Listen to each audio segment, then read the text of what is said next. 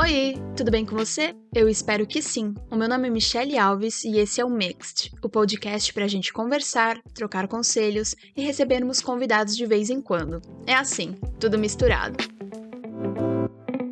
E hoje a minha convidada é muito especial, porque além de ser uma mulher que eu admiro muito, também é uma amiga pessoal, e eu adoro falar isso, porque a gente se tornou amigas ao longo de vários processos. A gente pode falar um pouco mais sobre a nossa história, a história da nossa amizade, que é a Letícia Bittencourt, essa mulher incrível, super inspiradora, que me ajudou demais em diversos momentos diferentes da minha vida e que eu tô muito feliz de trazer aqui no Mixed. Seja muito bem-vinda, Lê. Muito obrigada, Mi, pelo convite, por essa introdução tão carinhosa, porque você também me ajudou por muitos anos da minha vida, antes mesmo que você soubesse da minha existência, porque eu sou da época do cabide colorido. Então, assim, eu tenho certeza que vão ter pessoas que vão entender o que é o cabide e pessoas que vão ficar boiando. Então, é uma honra estar aqui. Nossa, é muito tempo, amiga, é muito tempo. 10 anos, já pensou? Nossa, que isso, é uma década, né? É uma década.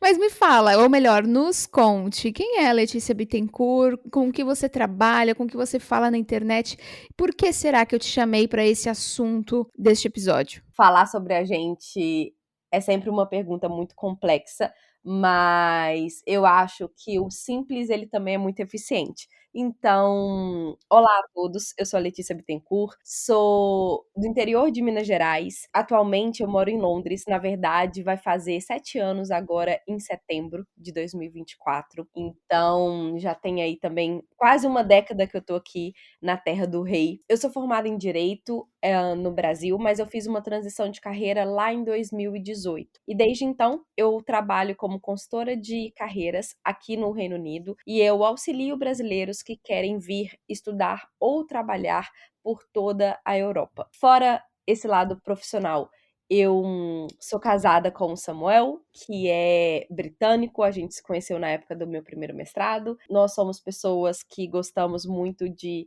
estar com amigos, de viajar pelo mundo, de conversar com pessoas de diferentes culturas, de diferentes backgrounds, porque essa é uma parte que a internet realmente não nos proporciona às vezes. Então, isso é um pouquinho sobre mim, sobre quem eu sou. Muito bom, muito bom. E eu passei a me conectar mais com a Lê justamente por essa consultoria que ela dá na época, em 2020, eu acho. Nossa, já faz 4 anos, tudo isso.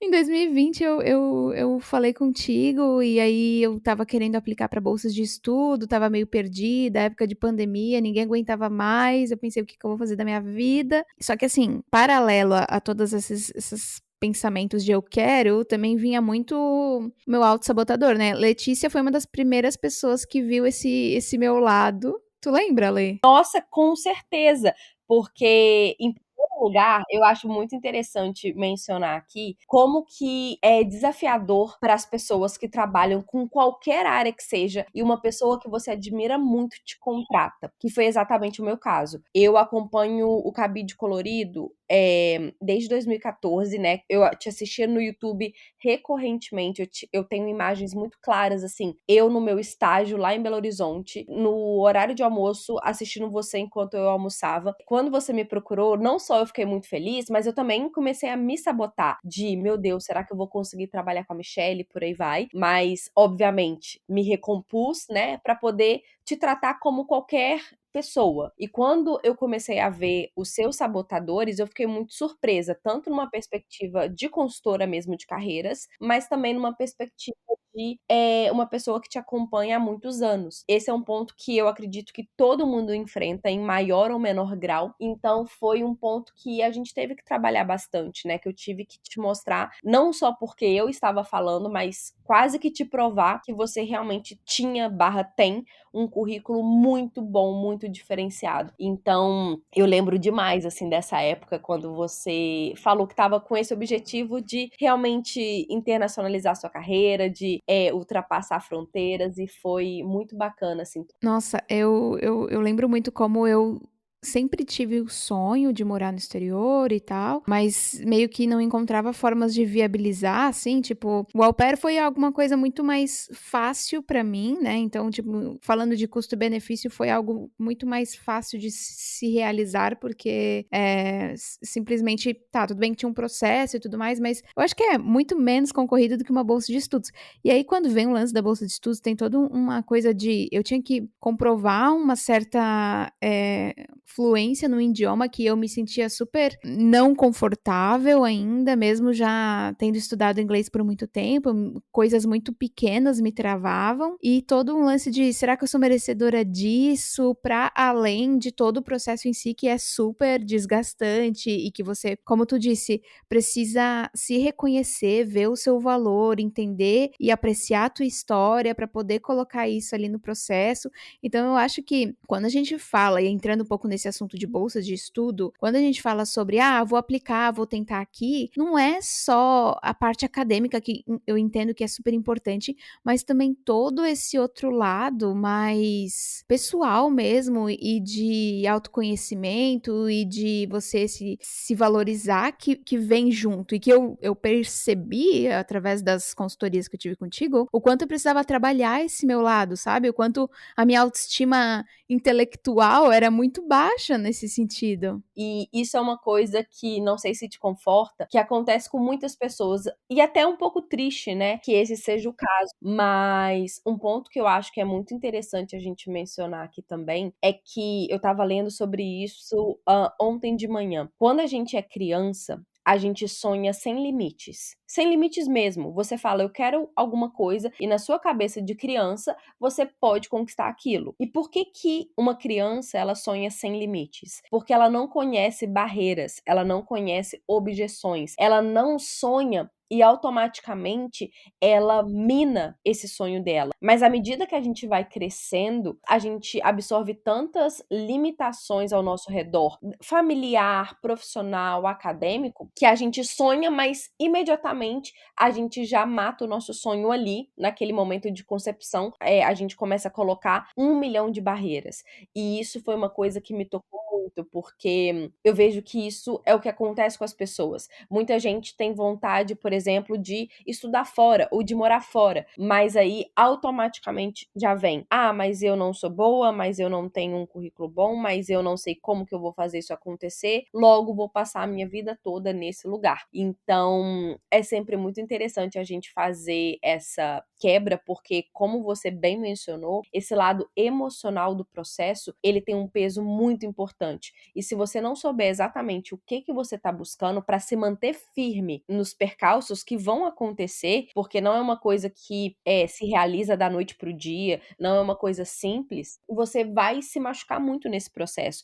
Então, como consultora, eu acho que é muito importante a gente ter esse cuidado também. É a famosa disciplina e empatia com você mesma, para entender que é meio que um dia de cada vez, e o processo pode ser longo, mas ele precisa acontecer, você precisa estar, tipo, seguindo no seu propósito e tendo seu objetivo muito claro, para que tu consiga realmente chegar onde tu quer. Mas eu queria te perguntar se tu passou por isso também, ou se, tipo, tu passou a identificar esse aspecto nos outros, mas tu consegue ver a Letícia lá de anos atrás, antes de receber a primeira bolsa de estudos, se também tinha os mesmos medos, ou se não, como que tu lidava com isso, como que tu acha que, o que que tu acha que tu fez que te ajudou, sabe? Com certeza eu também já passei e às vezes ainda passo por esses sabotadores e por esses medos que a nossa mente cria. Até porque eu acho super bacana mencionar o seguinte: as pessoas hoje em dia,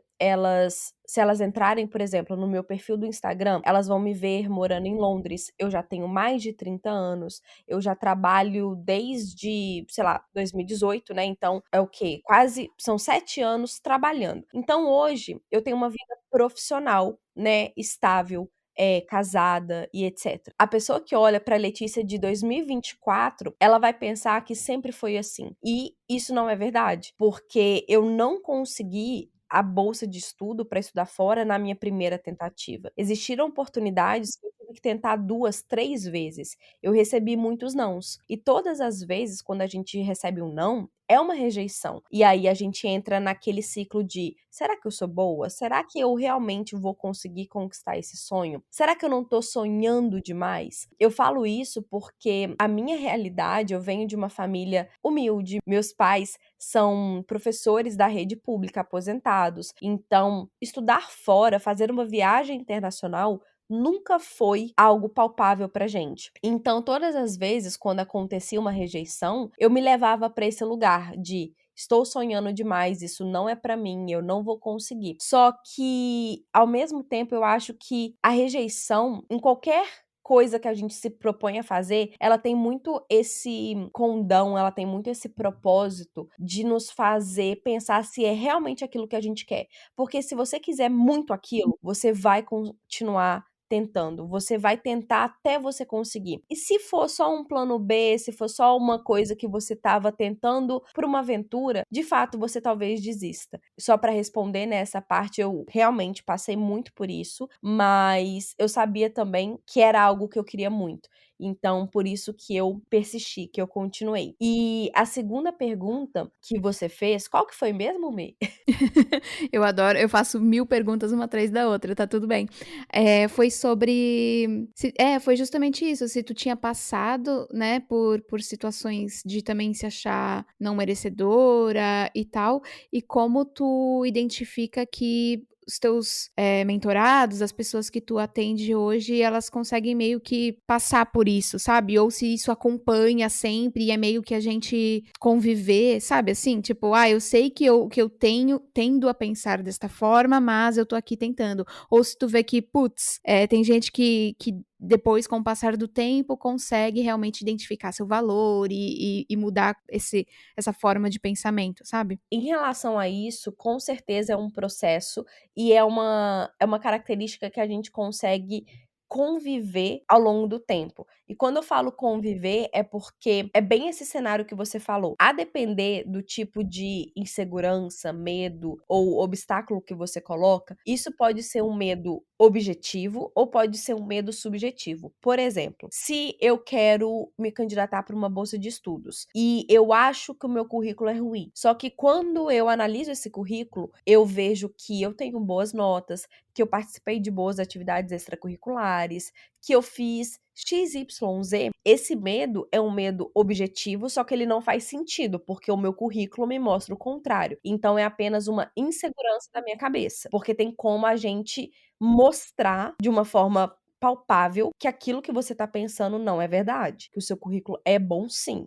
Essa é uma primeira objeção, é um primeiro medo. Agora, existem aqueles medos que não tem como a gente tangibilizar. Por exemplo, se você é chamada para trabalhar em uma agência de marketing da Europa. Então você pensa: eu não tenho inglês bom para poder trabalhar em um ambiente internacional, ou eu não vou dar conta do recado. Todos esses pensamentos são inseguranças que você se conta, talvez para não viver aquela experiência. E aí, nesse caso, a gente tem que trabalhar de uma forma um pouco mais subjetiva e aí mais profunda, no seguinte sentido: por que você acha que o seu inglês não é bom? Aí uma pessoa pode falar: porque eu não tenho o sotaque de um nativo. Poxa, mas você não precisa ter um sotaque de um nativo. A única coisa que você precisa é saber se comunicar de uma forma clara, de uma forma segura, porque sotaque todos nós temos. Dentro do Brasil, o meu português é de uma forma, o português da Michelle é outro. Então, eu acho muito interessante, assim, a gente analisar qual que é o tipo de medo e de insegurança,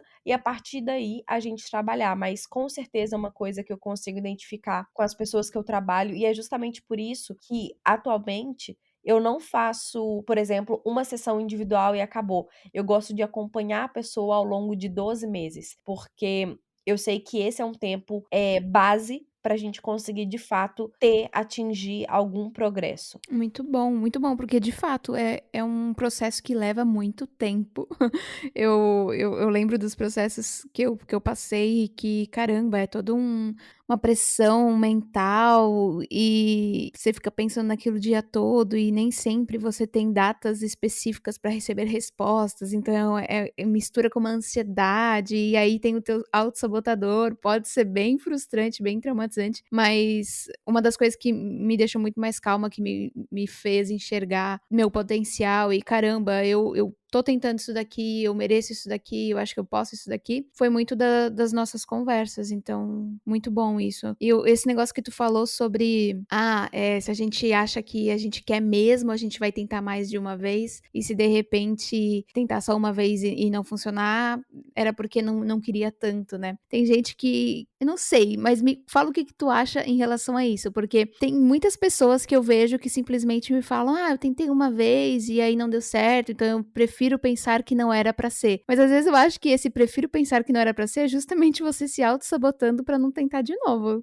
que você acha? Eu acredito nisso também, porque quando você fala isso de eu tentei algo, o que quer que seja, e não deu certo, e portanto eu acho que não era pra ser, isso nada mais é que uma crença que você se conta, porque vai depender muito de como cada pessoa pensa. Eu, Letícia, poderia pensar assim: eu tentei essa determinada oportunidade aqui, não deu, então não era pra ser. Porque essa oportunidade, às vezes, é algo que eu nem estava tão afim. Entretanto, se for alguma coisa que eu quero muito, eu vou falar, tá, eu não consegui agora, mas eu não vou desistir, porque eu quero isso, eu preciso viver isso. Então, sem sombra de dúvidas, assim, na minha visão, é como cada pessoa se vê, como ela se projeta e o tanto que ela quer algo. Porque eu, por exemplo, tento correr, fazer corrida na academia, mas eu não consigo, eu tenho muita canelite. Em todos esses meus 30 anos de vida, eu sempre falo: correr não é pra mim, correr não é pra mim. E aí eu simplesmente não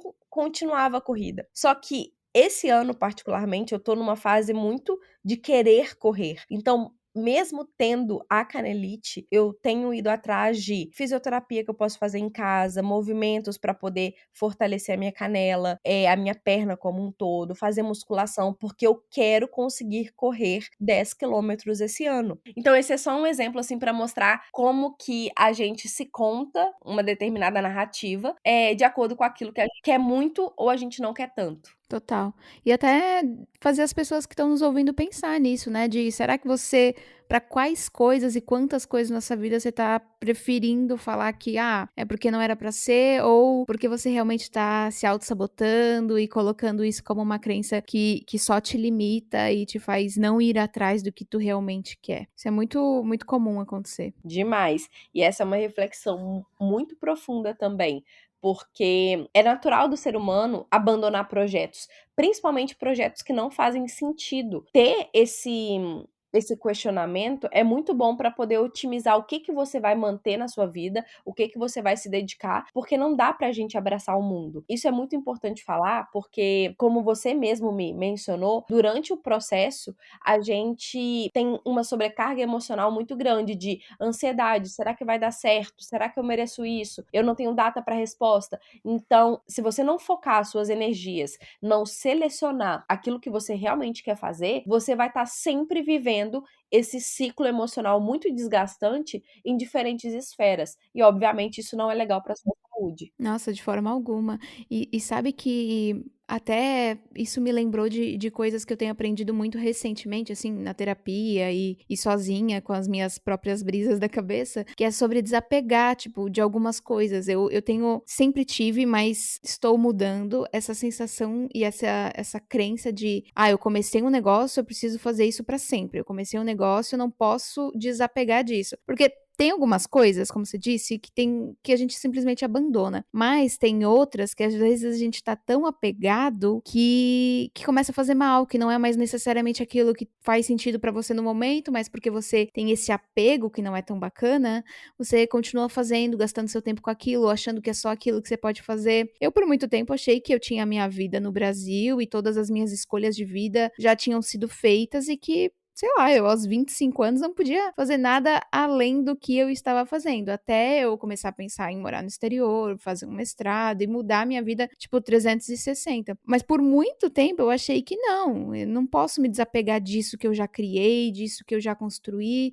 não tem como eu ter outro tipo de vida, de repente, sei lá, foram essas escolhas, essa era a minha chance de escolher e acabou. Então isso que tu trouxe me fez muito lembrar disso também, desses pequenos desapegos que eu tô aprendendo a ter na minha rotina, na minha vida, em pequenos projetos que talvez não façam mais tanto sentido pra mim hoje, para dar justamente espaço para esses novos projetos, para essas novas oportunidades que aparecem na nossa vida. Isso que você falou, Bi, é tão magnífico. Eu acho até importante a gente deixar claro para quem estiver ouvindo que existe uma diferença muito grande entre abandonar projetos e tudo que você se propõe a fazer fica ali no meio do caminho e você saber finalizar projetos. Porque, vou trazer aqui numa perspectiva de consultora de carreiras, a gente tem um pensador inglês que fala que na nossa vida nós temos o que ele chama de lifespan, que é o seu ciclo da vida, vamos assim dizer. Então a gente tem a nossa fase de aprendizado, que vai ali na infância, a gente tem a nossa fase de exploração, que vai até o começo da juventude, e depois a gente tem a nossa fase de manutenção, que é mais a vida adulta, que é onde você quer, entre muitas aspas, a tal da estabilidade, você quer um pouco mais de consistência na sua vida. E para a gente poder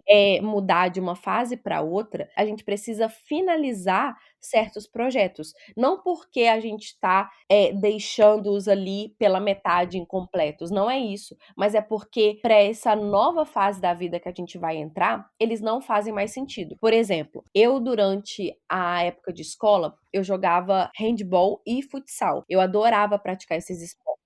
Só que eu tive que deixar esses esportes para trás para poder começar minha faculdade, né? Eu estava ali construindo a minha carreira. Isso não significa que eu deixava de me exercitar, que eu ainda ia na academia, eu ia fazer caminhadas, eu ia correr. Só que aquele compromisso de jogar o futsal, que dependia da agenda de outras 15 pessoas no mínimo, não dava mais para eu me encaixar aquilo por conta da nova dinâmica que eu estava vivendo. Isso não é deixar um projeto pela metade, isso é apenas finalizar um projeto. Acho bacana, assim, a gente trazer essa diferenciação entre deixar algo incompleto e finalizar um projeto, porque a gente não quer de forma alguma fazer com que as pessoas se sintam mal consigo mesmas, no sentido de, eu não terminei aquele projeto, eu tenho que terminar. Não é isso. O que a gente quer fazer aqui nesse podcast, né, que eu acho que é a grande missão também, é fazer você pensar se os projetos que você vem se envolvido, eles são algo que estão alinhados com você, com o que você quer para sua vida, ou se você começa só pelo calor do momento, mas aí logo depois você já deixa isso de lado. Porque aí, de fato, isso não é tão legal, porque ao longo da sua vida, você não vai sentir que você realizou algo. E não que você tenha que realizar, não é essa pressão, mas é o seu próprio senso de utilidade, sabe? De estar construindo algo para você. E de também, assim, entender que nós mulheres, principalmente, somos muito cíclicas, então a gente já finaliza ciclos todos os meses e a gente vive a partir de ciclos muito mais do que os homens, por exemplo, mas mesmo para todo ser humano, nós não somos lineares, né? A gente não é a mesma pessoa durante toda a nossa vida. E que bom! Então pode ser que um projeto que você começou aos 20 não faça mais sentido aos 22, ou não faça mais sentido aos 30. Sei lá, uma troca de carreira, por exemplo, né? Não quer dizer que você fracassou na sua outra carreira só porque você está trocando depois de algum tempo. Então é muito essa coisa que você disse de estar alinhado com os seus valores atuais, com o que você projeta para sua vida, com o que você está querendo viver, a forma que você quer criar ali os seus projetos e os seus frutos. Exatamente. E assim, na verdade, eu vou até me colocar quase numa posição de entrevistadora, porque, como sua seguidora, eu imagino que você possa ter sofrido principalmente de comentários alheios por toda a mudança, né, que você falou que fez na sua vida. Não só de país, mas também em outras esferas, né? Pessoal, familiar e etc.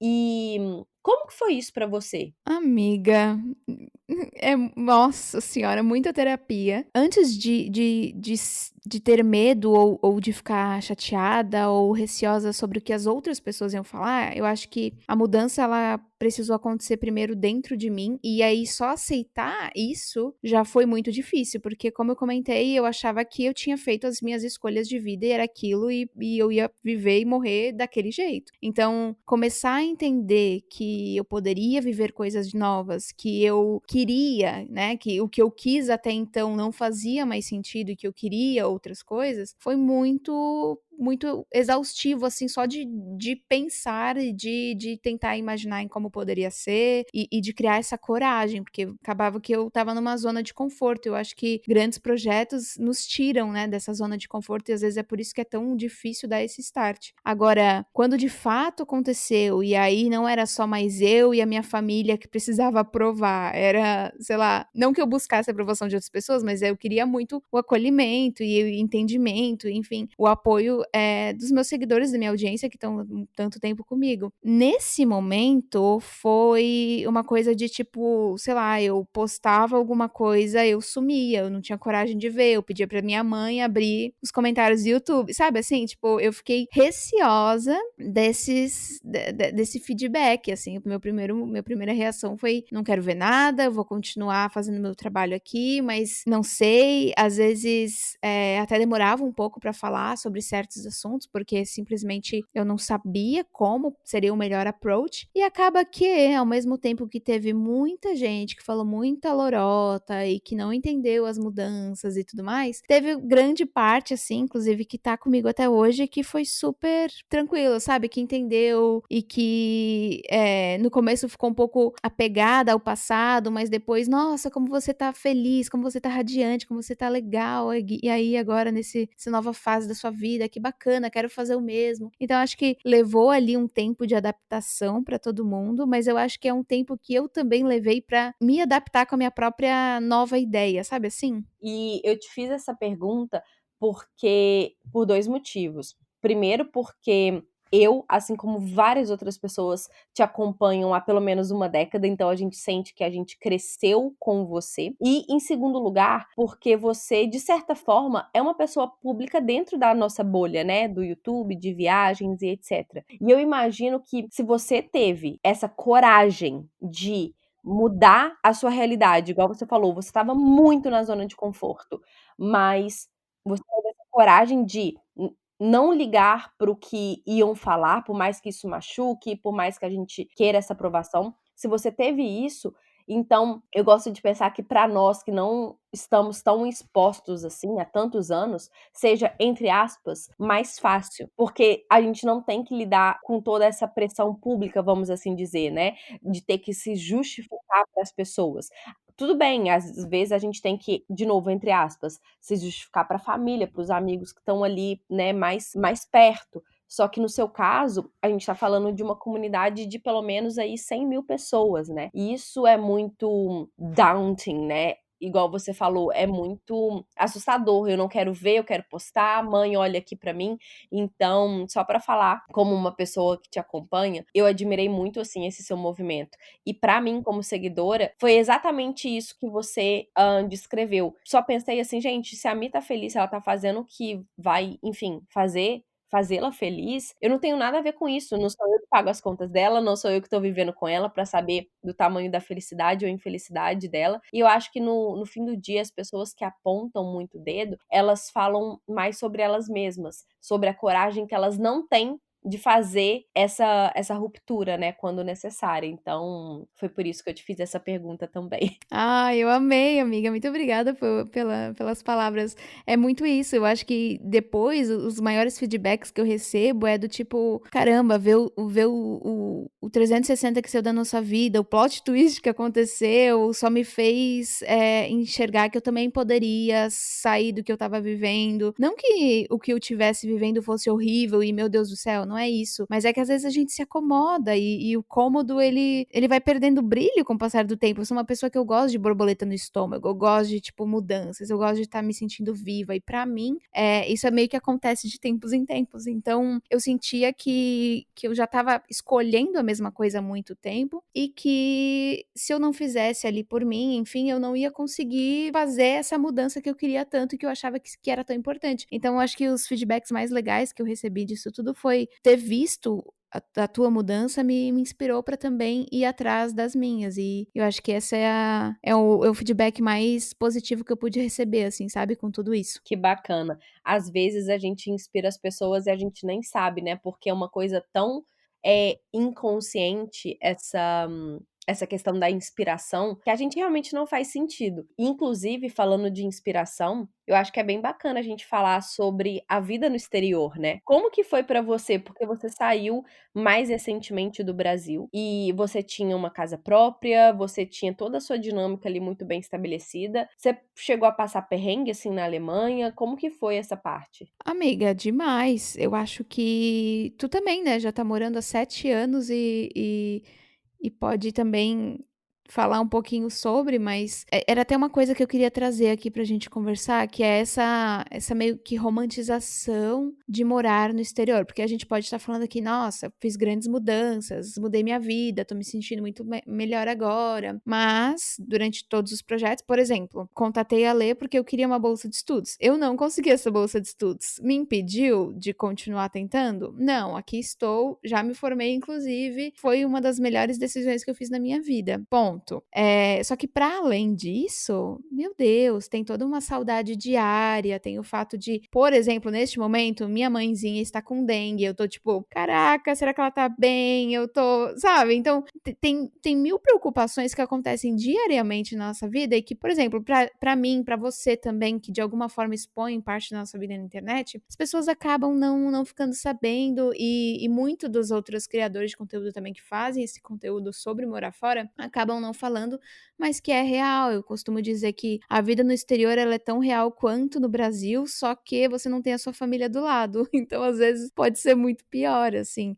Tem todo o lance de um idioma que aí aqui, on top do inglês, né? Ainda por cima disso, tem também o alemão, que é um pouco frustrante, você já tá aqui há 2 anos e meio. Isso é uma pressão que eu coloco em mim mesma, mais do que outras pessoas me colocam, mas até esse lance de estar aqui há 2 anos e meio e não falar alemão é uma coisa que, quando as pessoas me perguntam, ai, que legal, e há quanto tempo você tá aqui? Eu falo, 2 anos e meio. E você não fala alemão ainda? Eu fico, sabe? Então tem todos esses pequenos detalhes que vão acontecendo no dia a dia que às vezes são suficientes pra meio que, putz, será que fiz a escolha errada? Será que eu tô no lugar certo mesmo? Que te fazem duvidar, mas de novo, eu acho que saber muito o porquê eu vim pra cá, porque isso por tanto tempo foi meu sonho, o que me faz estar aqui, que me coloca pra cima e que me faz continuar, sabe? Como é que é pra ti? Nossa, Mi, que bacana. Pra mim é bem parecido essa questão dos pais, assim, da família, porque eu falo isso muito com os meus alunos e também com amigas.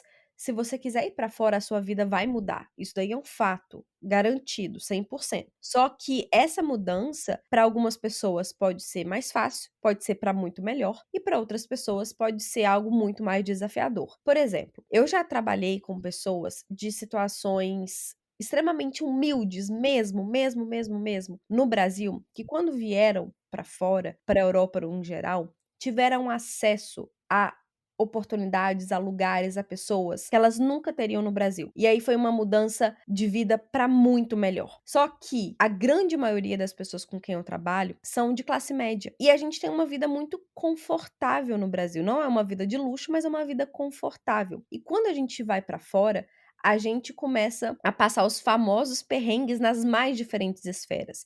Então, por exemplo, na área de saúde. No Brasil, quero fazer aqui um check-up de exame de sangue. Eu vou lá, ativo o meu convênio, faço o exame, tudo certo. Com uma semana, eu já fui no meu médico, ou fui na minha nutricionista e eu já tenho o panorama da minha saúde. Na Europa, a depender do país onde você tá, você tem que ir no postinho de saúde, você tem que ter autorização do médico, você tem que explicar o porquê que você quer fazer. E às vezes eles não vão autorizar porque você está completamente saudável. Então eles não vão ativar a máquina pública só para você fazer um exame porque você quer emagrecer, por exemplo. Então pode parecer uma coisa banal, mas isso se aplica para vários outros casos. Então vamos supor, surgiu uma pinta aqui na minha perna. Às vezes, se você vai no postinho e o médico que tá lá fala, isso não é nada, mas tá te atormentando emocionalmente, no Brasil você teria facilidade de pagar um dermatologista, ir lá e ver se é uma pintinha normal da idade que surge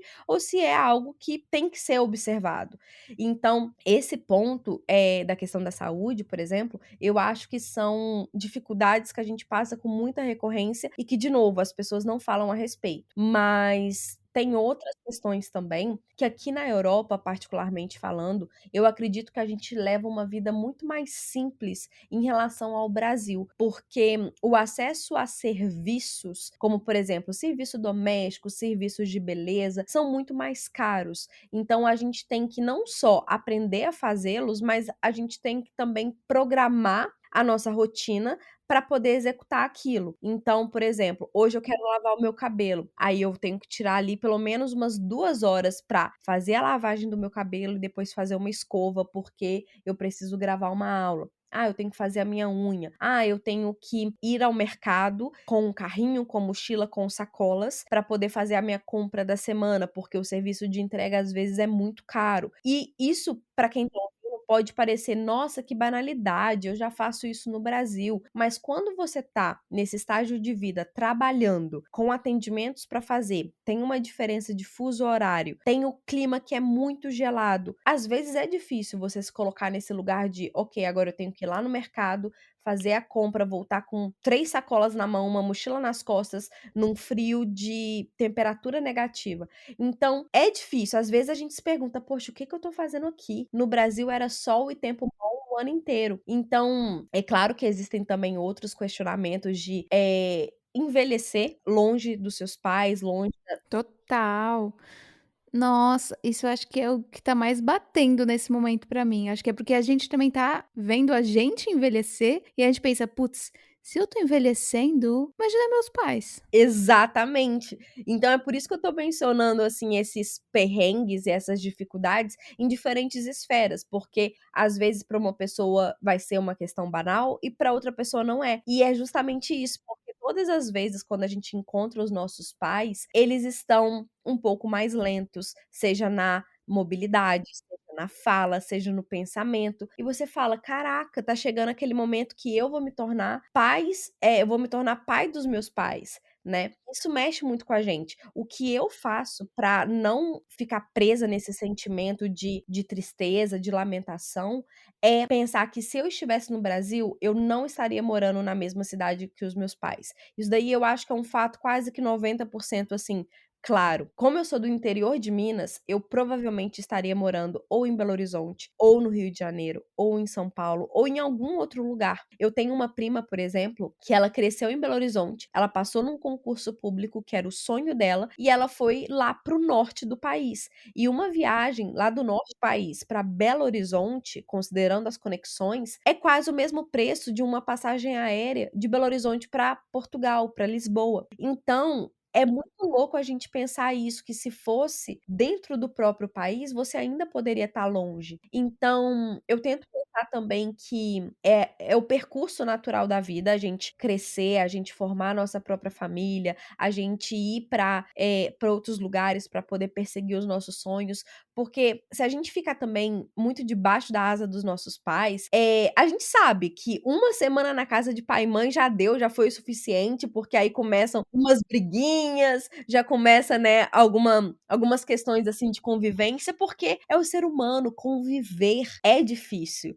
Então, assim, uma semana é o suficiente, né. Então eu tento pensar muito por esse lado, de que quando a gente tá junto, é pra gente poder make the most of it, pra poder aproveitar aquele momento com qualidade. Então, pelo menos, assim, essa é a forma que eu tento me orientar, justamente pra não ficar presa nesse ciclo de lamentação e de: "Ai, eles estão envelhecendo e eu também". Não, e 2 coisas sobre isso. é que eu sinto que a minha relação com a minha mãe, ela melhorou muito mais, com minha mãe, com meu pai, enfim, melhorou muito mais estando distante, porque é meio que agora os momentos que a gente tira pra conversar, a gente tem uma conversa de qualidade, a gente tá ali, que bom que tem internet, tem uma chamada de vídeo e tal, você consegue conversar, falar sobre a vida, tal, não é aquele small talk que costumava ser. E também o fato de eu estar aqui é o que proporciona a minha mãe de, por exemplo, a gente conseguiu recentemente comprar a passagem dela pra vir me visitar novamente em julho. Então, minha mãe não teria, muito provavelmente, a oportunidade de viajar pro exterior se não fosse por eu ter escolhido morar aqui. Então, mesmo tendo tantos downsides assim, e no dia a dia sendo difícil, a saudade e tudo mais, lembrar dessas coisas de caramba, mas nossa relação agora tá muito melhor, eu posso ligar pra ela, ver como ela tá, me fazer presente da forma que eu consigo me fazer presente, mesmo estando longe, e também garantir que ela viva momentos tão únicos, pelo simples fato de eu estar aqui e poder proporcionar isso de uma forma muito mais fácil, também me ajuda muito a pensar em, não, realmente, faz sentido, acho que o meu sonho também, querendo ou não, o nosso sonho é o sonho dos nossos pais, né, então eles estão sempre muito felizes por a gente estar fazendo o que a gente sonhou tanto tempo, por a gente estar vivendo uma vida tão feliz, enfim. E outro dia eu tava lendo comentários das meninas que ouvem o podcast, e muitas delas falaram que eu não moro em outro país, mas eu moro em outro estado brasileiro, e também ver os meus pais envelhecendo é muito assustadora, mas ao mesmo tempo é o que tu tava falando. Dentro do Brasil, que é infinitamente maior do que vários países da Europa, já tem essa coisa de, tipo, você estar longe dos seus pais e conviver com isso. Mas eu acho que é pensar em todo outro lado positivo que acaba gerando também de movimentos que você fez e escolhas que você fez para sua vida. Isso é um assunto que eu acho que leva até para um outro tópico, que é uma questão de disciplina mental e mentalidade, porque as pessoas tendem a ser muito negativas e só a olhar para o lado ruim das coisas, mas é justamente essa colocação que você trouxe. Vocês já pararam para pensar no tanto de experiências que eu consigo proporcionar para minha mãe estando aqui? E eu não tô falando só da viagem, mas como você mencionou, a nossa relação melhorou. E eu posso te dizer da minha experiência que a minha relação com a minha mãe melhorou 1000% também. Porque, às vezes, né, de novo, quando a gente tá sobre o mesmo teto, vivendo de fato, a gente vai ter hábitos, a gente vai ter rotinas diferentes que os nossos pais, porque nós somos seres humanos diferentes, ponto. Só que quando a gente tá ali na mesma casa, os nossos pais ainda nos veem como uma criança, ou eles ainda acham que podem, vamos assim dizer, dar pitaco no que a gente tá fazendo, da forma que a gente tá, enfim, vivendo, comendo, a hora que a gente vai dormir, a hora que a gente acorda, e isso acaba desgastando a relação. Às vezes a gente até evita uma conversa porque já tá de saco cheio. E quando a gente tem essa separação, as coisas melhoram. E hoje em dia, como mulher já madura, eu consigo entender que sair da casa dos pais é uma coisa que todo mundo deveria fazer com pelo menos ali 20 anos, sabe? Porque é o caminho natural das coisas. Porque até os nossos 18, 19, ali 20, a gente é ser humano em construção. Mas depois, a grande parte, né, do nosso comportamento, do nosso mindset já foi formado. E aí, se a gente continua morando com os nossos pais, nada mais é que adultos morando juntos. E aí vai ter conflito, vai ter desgaste, porque você já vai querer andar pelas próprias pernas, assim como seus pais ainda vão querer te mandar de uma certa forma, vai existir esse choque assim o tempo inteiro. Então, hoje, olhando pra trás, eu penso que ter saído da casa dos meus pais foi um movimento também de construção, que doeu, porque eu sentia muita saudade, mas que se eu tivesse lá até hoje, seria muito complicado. E eu falo isso porque você também deve ter vários amigos que continuam morando com os pais, assim, com 30 anos, sabe? Que trabalham, que têm uma independência financeira, mas que ainda estão lá. E eu acho que isso pode ser muito prejudicial, assim, pro seu próprio desenvolvimento. Mas aí é uma opinião pessoal minha, e pode ter quem discorde, tá tudo bem, porque são só opiniões diferentes. Sim, com certeza. Eu acho que tem todo um lance de que, pra sempre, os meus pais, eu ainda sou a caçula da minha família, então pra sempre eles vão me ver como a neném de casa, sabe? Meu pai me chama de bebê ainda, de vez em quando eu falo, pai, você sabe que eu tenho 30 anos, né? Então, imagina se a gente continuasse morando juntos e aí daí tem um lance de também magoá-los, sem querer magoá-los, porque eu não sei a tua família, mas a minha é assim, tudo que eu aprendi, né, nos primeiros anos da minha vida foi com os meus pais, então o que eles gostam eu gosto, o que eles não gostam eu também não gosto, e foi meio que assim a minha criação. Eu sei que hoje em dia tem pais que deixam as crianças muito mais livres para ter os seus próprios gostos e tudo mais, mas comigo não era assim. Então, a partir do momento que eu consegui ter essa distância, eu moro sozinha desde os 18, mas principalmente quando eu fui pro au pair, também tive uma outra ideia de mundo, acho que tudo isso foi muito positivo pra mim. Quando eu voltei, nossa, parecia que eu tinha sido, sei lá, criada por uma outra pessoa na cabeça da minha mãe, porque muitas das nossas coisas não batiam mais, e aí que começaram as pequenas intriguinhas, as pequenas discussões, porque simplesmente ela pensa, caramba, mas não foi assim que eu te criei, como assim você tá pensando diferente? E pra mim isso foi um momento que eu até comento em outros episódios aqui do Mixed, em que eu precisei realmente dar uma afastada pra, pera lá, né, Michelle é isso daqui, agora eu gosto disso também,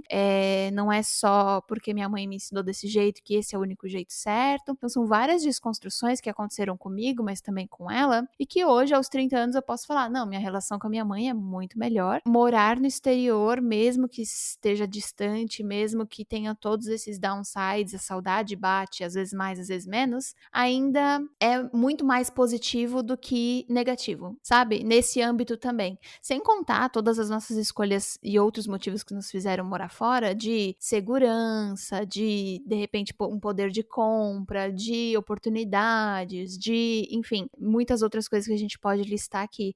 Então, de repente, pensando em quem está nos ouvindo e ouvindo a nossa conversa, identificar se esse medo de morar no exterior ou de, às vezes, enxergar só o lado bom ou só o lado ruim é o que está fantasiando demais ou te limitando demais a tomar uma decisão, a, de repente, tomar um passo, fazer alguma coisa diferente na tua vida. Exatamente. Até porque, como você falou, tudo é colocado numa balança. Você sabe se a sua balança tá mais positiva ou negativa, porque quando ela tá muito negativa, é quando você tem aquele ímpeto de querer mudar, de querer fazer uma transição, de querer acabar com aquela realidade de certa forma para poder conquistar coisas novas. E isso é muito bacana, né? A gente ter essa consciência de onde tá a nossa balança atualmente.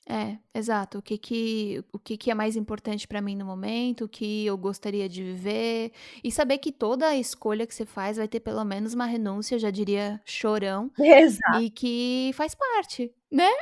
Exatamente. Às vezes eu tenho a sensação de que as pessoas elas querem fazer escolhas e não ter nenhum tipo de consequência.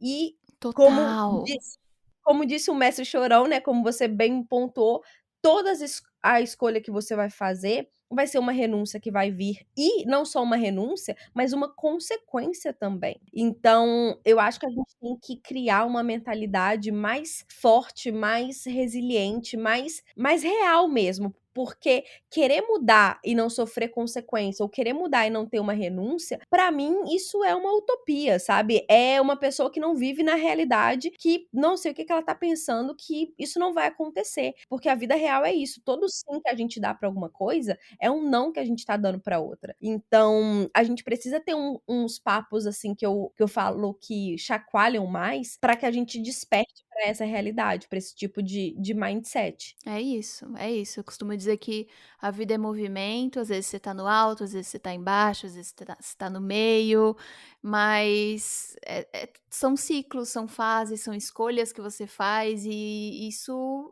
é viver. Se você vivesse os mesmos dias, fazendo as mesmas escolhas durante toda a sua vida, não seria tão interessante, não é? Exatamente. E, nossa, esse papo tá super, assim, profundo, né, mas Ai, amiga, aqui a gente vai profundo mesmo. exatamente. Quem tá nos ouvindo deve estar na academia, deve estar passeando com o cachorro, lavando uma louça e deve estar, caraca, pois é, né, menina? Aham, aham, desse jeito. Mas eu gostei muito disso que você falou. No fim das contas, isso se chama viver. é fazendo escolhas, é acertando, é errando. E eu acho, assim, que é uma besteira as pessoas não quererem errar numa escolha, em alguma coisa que ela se propõe a fazer, porque é a partir disso que você aprende algo para que não se repita lá na frente. Ou que se repetir é porque você ainda não aprendeu a lição, assim, por completo. Então, a vida não tem regras, né, não vem com guia de instrução, mas a gente com certeza através, eu acredito, desse compartilhamento de experiências, a gente consegue provocar as pessoas para que elas reflitam se elas estão felizes ou não no lugar onde elas estão hoje. E isso, pra mim, é uma coisa que eu busco muito, assim, inclusive quando eu ouço o seu podcast. Ai, fico feliz, amiga. Muito bom, muito bom. Nossa, poderia ficar mais horas aqui conversando, mas a gente ainda tem uma gata para ajudar no nosso hashtag Me Ajuda, que é esse quadro aqui do final do episódio. E tem essa daqui que ela mandou, vou manter o nome dela anônimo, mas o assunto do e-mail é dúvidas sobre carreira. E como você é consultora de carreira e manja muito do assunto, eu falei, bom, eu vou separar esse daqui especialmente para quando a Lê chegar aqui no Mixed e a gente ter essa conversa. Então, tu topa ouvir a Claro! história e me ajudar? Desafio aceito. Vamos lá. Oi, Mi, espero que esteja bem, que sua semana esteja caminhando tranquilamente. Altos e baixos, minha amiga, mas vamos que vamos. Menina, estou com muitas dúvidas. Trabalho como administradora de sistemas para uma universidade grande dos Estados Unidos. Eu amo o que eu faço, é um trabalho bem mão na massa e que eu aprendo muito. Daqui a pouco vai fazer 2 anos que eu estou nesse emprego e muitas coisas já aconteceram desde então. Eu recebi um aumento, kkkk, de $50 por mês quando completei 1 ano. Porra, esse aumento foi complicado. Fui meio que ameaçada por um estudante que trabalha lá meio período, fofoca para outro dia, e ele acabou sendo demitido. Convenci meus chefes a nos deixarem trabalhar 3 dias em casa ao invés de 2, enfim. Eu nunca estou entediada desse emprego, porque tem muita politicagem e minha chefe não é super fácil de lidar. Bom, então ela tá entediada do emprego, né? Nunca estou entediada nesse emprego. Eu acho que ela quis dizer estou entediada nesse emprego porque tem muita politicagem e minha chefe não é super fácil de lidar. Mas o que mais pega pra mim é que quando eu recebi o aumento lá por novembro do ano passado, a minha chefe me prometeu uma promoção. Ela disse que eu deveria ter outro aumento em janeiro e fevereiro desse ano e até agora nada. Eu cansei de perguntar pra ela sobre isso e quando ela traz o assunto à tona, ela diz que está com a RH. Minha chefe tem fama de ser manipuladora e ela tem dito que vai se aposentar já tem uns 5 anos e depois simplesmente não se aposenta.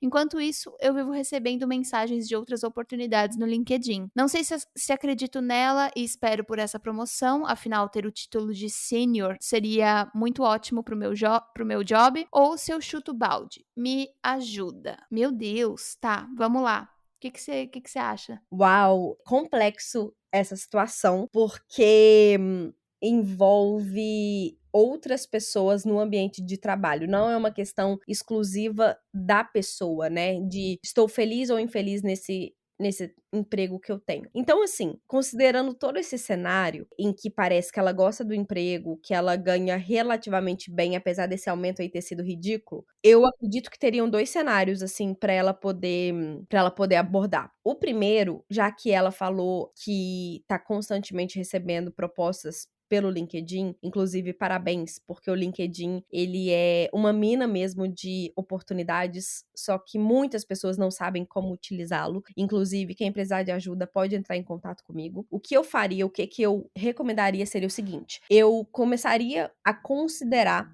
essas oportunidades em termos de verificar qual que é o salário, qual que seria a carga horária, como que seria o trabalho, enfim, você realmente começar uma tratativa com essa pessoa que tá te fazendo a proposta. E aí, tendo feito essa tratativa, eu recomendaria que você fosse até a sua chefe de uma maneira, obviamente, profissional, de uma maneira educada, porém firme, e falasse: Mariazinha, seguinte, eu trabalho aqui na Universidade X, estou muito feliz com o meu trabalho, porque é um trabalho dinâmico que eu gosto muito, porém, eu busco uma progressão de carreira, porque isso é muito importante para minha profissão. E apesar de já ter sido falado para mim da minha eventual promoção, isso não aconteceu. E como eu preciso priorizar a minha carreira por conta dos objetivos que eu tenho, eu tô considerando fazer uma mudança de emprego, caso isso de fato não aconteça. Inclusive, já conversei com universidade YZ, você não precisa falar o nome da pessoa, mas só mencionar o que está no seu alcance. E eu queria te comunicar isso daqui aqui, para que, se for o caso, a gente possa chegar num acordo, e se não for, não tem problema nenhum. Então, isso é o que eu recomendo ela fazer. E agora, eu quero só explicar o porquê que eu recomendaria isso. Antes, né, que as pessoas falam, meu Deus, Letícia, né, como assim? Ela já vai direto falar com a chefe dela. Por que que eu recomendaria isso? Porque nesse caso que ela mencionou, promoção já foi prometida há algum tempo, já passou desse prazo e basicamente a chefe tá enrolando essa profissional, falando que tá com o RH. E uma coisa que é um ponto que eu mais gosto no meu trabalho é fazer com que as pessoas parem de achar que elas, enquanto empregadas, têm um valor menor. Porque quando a gente tá falando de qualquer empresa, de qualquer empregador, quando a gente perde um funcionário, é muito ruim para esse empregador. E é muito ruim porque até você encontrar outra pessoa, até você treinar aquela pessoa, até a pessoa pegar o ritmo do trabalho, muitas coisas são perdidas, são atrasadas no meio do caminho. Então, o seu valor nunca é só o seu salário, é a eficiência daquilo que você entrega. Se a universidade que você tá hoje te perdesse, ela ia ficar muito na mão. Então, você tem que se colocar nessa posição de alto valor, porque se você esperar que o empregador faça isso, isso nunca vai acontecer. Então, eu gosto muito de incentivar essa autonomia, sabe, das pessoas com quem eu trabalho, de reconhecer o seu valor profissional e saber de que, olha, tem outras oportunidades aqui pra mim. Eu gostaria de continuar porque eu gosto do nosso time, eu gosto da nossa equipe, eu gosto do meu trabalho. Porém, se isso não for cumprido, eu vou mudar pra outra porque é uma questão de progressão de carreira que eu desenhei pra mim. Isso pra mim é muito importante profissionalmente.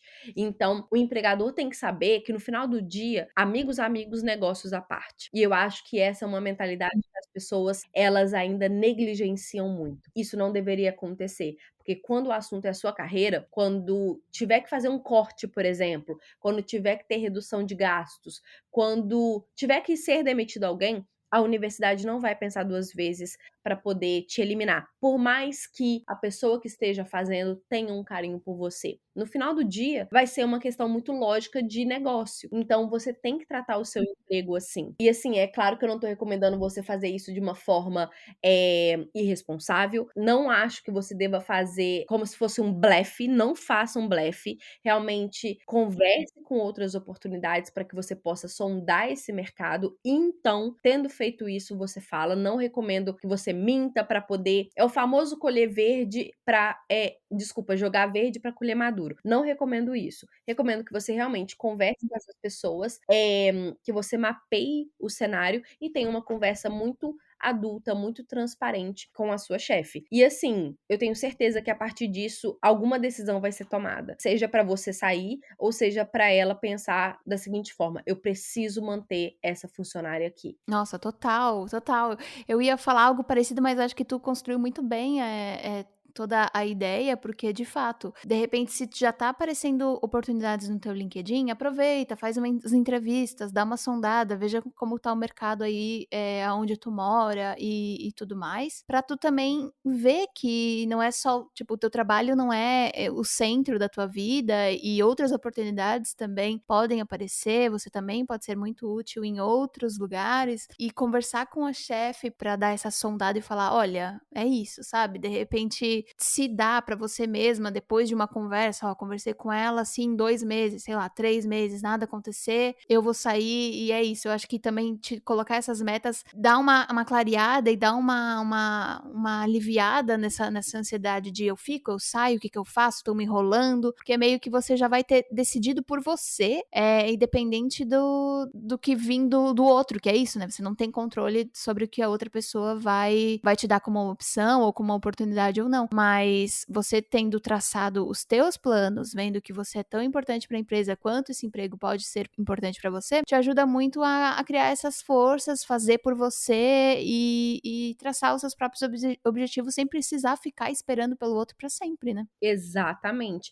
E um dos grandes propósitos, assim, que eu tenho no meu trabalho é realmente dar esse poder para os meus alunos que são empregados, de saberem do valor deles. E quando eu falo valor, eu não estou falando de salário. Valor realmente, qual que é a função que você desempenha e no lugar onde você trabalha. Você tem uma posição que é muito crucial, porque se você tiver, acredite, o seu empregador não vai querer te perder de uma forma fácil. É claro que existem situações, existem fatores que quando a pessoa tá com a decisão tomada, não tem nada que o empregador faça que vá te manter ali. Porém, se você tá nesse cenário onde você tá navegando outras oportunidades, onde você tá flertando com novos empregos, possibilidades de emprego, o seu empregador vai querer te manter ali, principalmente se você tem um papel fundamental. Então, a recomendação que eu daria para essa pessoa é justamente isso. Sonde o mercado de uma forma prática, faça essas entrevistas, conheça outras universidades e depois monte mesmo um discurso para você falar com a sua chefe e saber muito bem qual que é a sua posição, independente do cenário que ela te falar. Então, por exemplo, se essa pessoa for falar lá com a chefe sobre essa questão da promoção e a chefe falar, fulana, mas ainda tá com RH. Uma resposta que você pode dar é, então tá, chefe, já que tá com RH e eu não sei, eu não tenho a mínima ideia de quando eles vão retornar, tendo em vista que já tem 4 meses, já tem 5 meses, entre parênteses, você ressalta do atraso, da ineficiência desse departamento, você fala assim, então tá, já que tá com RH há tantos meses, eu vou esperar apenas mais um mês. Se eu não tiver nenhuma resposta, eu vou realmente fazer uma progressão de carreira, porque é o que faz mais sentido pra mim, tudo bem? E aí, você pode ter certeza que a sua chefe, querendo te manter, ela vai dar um jeito. Ela vai falar com o RH se realmente for essa a verdade, pra eles verificarem a sua promoção o quanto antes. É isso, é dar a cartada final e eu quero saber o desenrolar dessa história. Tanto eu quanto Letícia vamos ficar aqui aguardando seu e-mail de devolutiva, porque eu quero ou que a senhora seja promovida e o job title mude para senior, ou que você encontre um emprego muito melhor que te valorize do jeitinho que você merece, não é? Verdade, eu quero saber também. Então, por favor, me escreva, seja por e-mail, seja no Instagram. Inclusive, eu acho que eu não falei meu Instagram aqui, né, Mi? Posso falar? Amiga, esse é o seu momento, claro, pode falar onde as pessoas podem te encontrar, como que tu pode ajudar elas. Obrigada. Não, eu só ia passar mesmo o meu Instagram para quem quiser mandar perguntas ou quiser me acompanhar, ou até mesmo essa pessoa para falar qual foi o resultado desse caso, que eu tô bem curiosa, @LeticiaBittencourtG. Então, vocês podem me encontrar por lá. Quem tiver interesse em bolsas de estudos, eu tenho também um guia completo com checklist, com um planner para você se organizar e, de quebra, aulas ainda para você poder assistir de como criar uma carta de motivação para ser aprovado naquela oportunidade. Então, é só entrar em contato comigo, falar qual que é o seu interesse, que a gente começa a conversar lá pelo direct. Eba, Bittencourt é com 2 T's, tá? Mas de qualquer forma, quando esse episódio for pro ar, muito provavelmente no @mixt.podcast estará lá a capinha do episódio, Letícia marcada, vocês podem lá começar a seguir e conferir mais o trabalho da Lê. Amiga, muito obrigada, foi ótimo esse nosso papo, eu poderia ficar conversando por mais muitos minutos com você, mas a gente pode marcar uma parte 2, uma parte 3.